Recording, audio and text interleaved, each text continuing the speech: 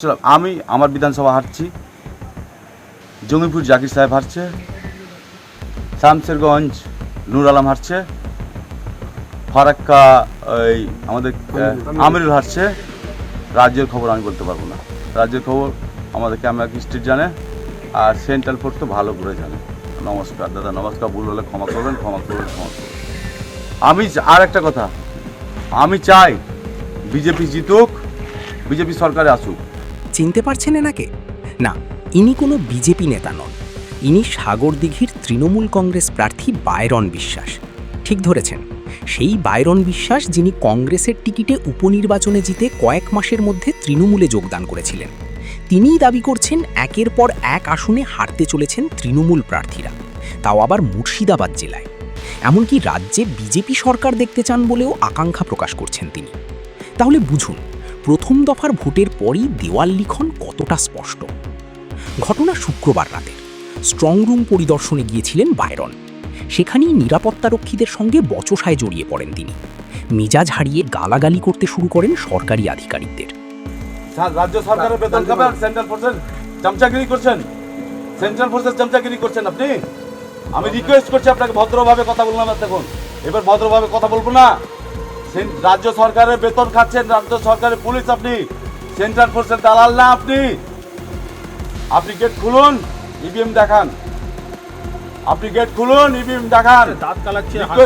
Request করছি, হাত জোর করছি, পা ধরছি আপনার ক্যামেরা কর্নারে, পা ধরছি আপনার, পাটা নিয়ে আসুন, পা ধরছি আপনার।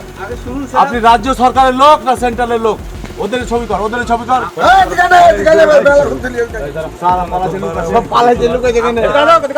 আপনি আমাদের রাজ্য সরকারের পুলিশ তো। তখনই ক্ষোভে হতাশায় সংবাদ মাধ্যমের সামনে তার মুখ থেকে একের পর এক সত্যি বেরিয়ে আসতে থাকে। দেওয়াল লিখন যখন স্পষ্ট, তখন কতক্ষণ আর নিজেকে সংযত রাখা যায়?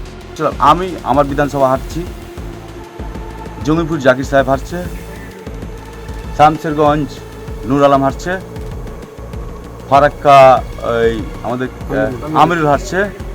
রাজ্যের খবর আমি বলতে পারবো না, রাজ্যের খবর আমাদের ক্যামেরা স্ট্রিট জানে, আর সেন্ট্রাল ফোর্স তো ভালো করে জানে। নমস্কার দাদা, নমস্কার। ভুল হলে ক্ষমা করবেন, ক্ষমা করবেন।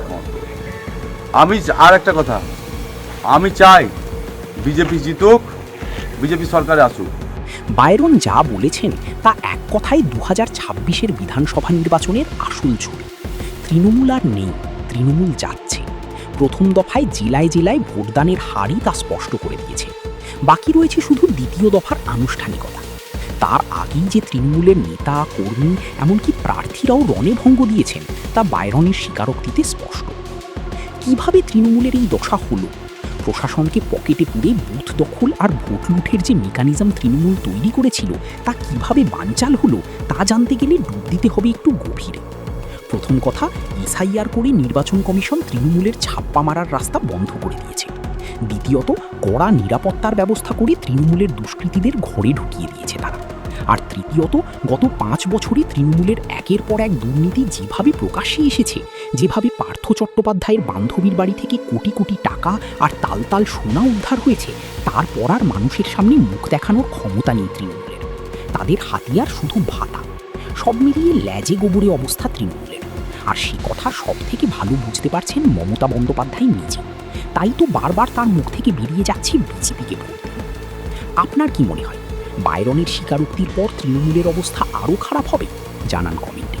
ভিডিওটি ভালো লাগলে লাইক, শেয়ার করে ছড়িয়ে দিন। আমাদের চ্যানেলটি সাবস্ক্রাইব করুন। ব্যুরো রিপোর্ট, মাধ্যম।